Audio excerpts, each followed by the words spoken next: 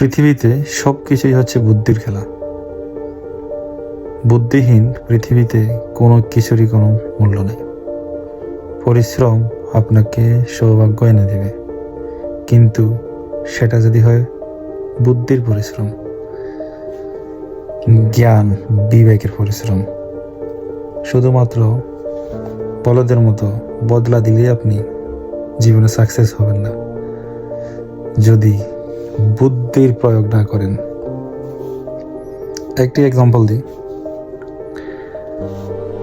আপনি যখনই কোথাও কাজ করবেন, আগে দেখবেন আপনি যার কাছে কাজ করতেছেন কিংবা যে কোম্পানিতে কাজ করতেছেন তার কি পরিমাণ অ্যাবিলিটি আছে, সে কতটা রিচ,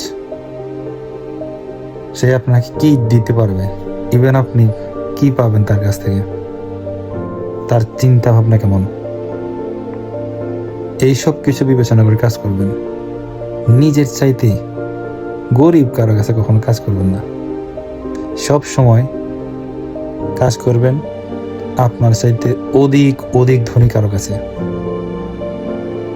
কেননা যার কাছে 10 টাকা আছে সে আপনাকে 2 টাকা দেওয়ার ক্ষমতা রাখে অবশ্যই, কিন্তু যার কাছে 2 টাকা আছে সে কিভাবে আপনাকে 10 টাকা দিবে? এক্ষেত্রে কর্মক্ষেত্র নির্বাচনের ক্ষেত্রে অবশ্যই বুদ্ধির খেলা।